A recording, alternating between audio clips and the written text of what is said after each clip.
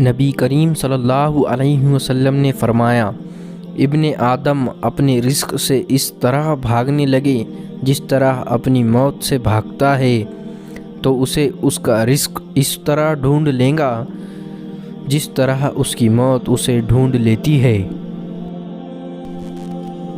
تقدیر وہ زبردست قوت ہے جو آنکھ والے کو اندھا، عقل والے کو بیوقوف بنا دیتی ہے، لیکن دعا وہ شاندار کوشش ہے جو اسے قوت پر غالب آ جاتی ہے۔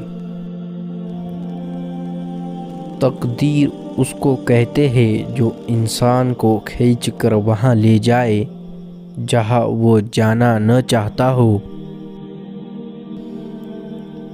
گزری ہوئی زندگی کو کبھی یاد نہ کر، تقدیر میں جو نہیں لکھا اس کی فریاد نہ کر، جو ہوگا ہو کر ہی رہے گا، تو کل کی فکر میں آج کی ہنسی برباد نہ کر۔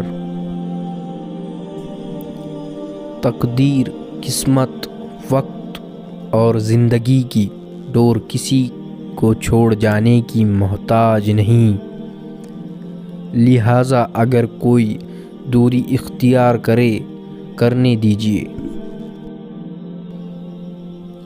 انسان بہت کچھ تقدیر پر اور تقدیر بہت کچھ انسان پر چھوڑ دیتی ہے۔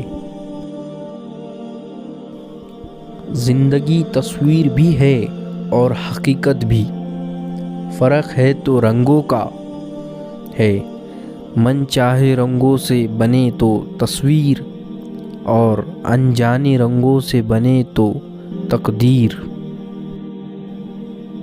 قرآن کریم میں ارشاد پاک ہے، اللہ لوگوں پر ظلم نہیں کرتا بلکہ لوگ خود اپنے اوپر ظلم کرتے ہیں۔ جب اللہ کسی سے ناراض ہوتا ہے تو تب اسے ایسے چیز کے طلب میں لگا دیتا ہے جو اس کی قسمت میں نہیں ہوتی۔ کون کہتا ہے قسمت صورتوں یا سیرتیں کی محتاج ہے؟ قسمت تو میرے اللہ کے کن فیکون کی محتاج ہے۔ واصف علی غاصف کہتے ہیں، اچھی نیت ہی اچھا مقدر ہے۔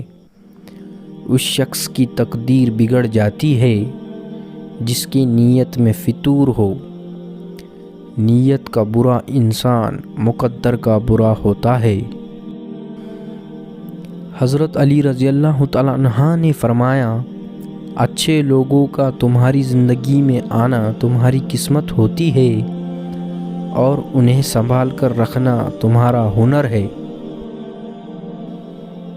بعض اوقات دعائیں رب کے فیصلے نہیں بدلتی مگر آپ کا دل بدل دیتی ہے اور رب کے فیصلے کے مطابق کر دیتی ہے۔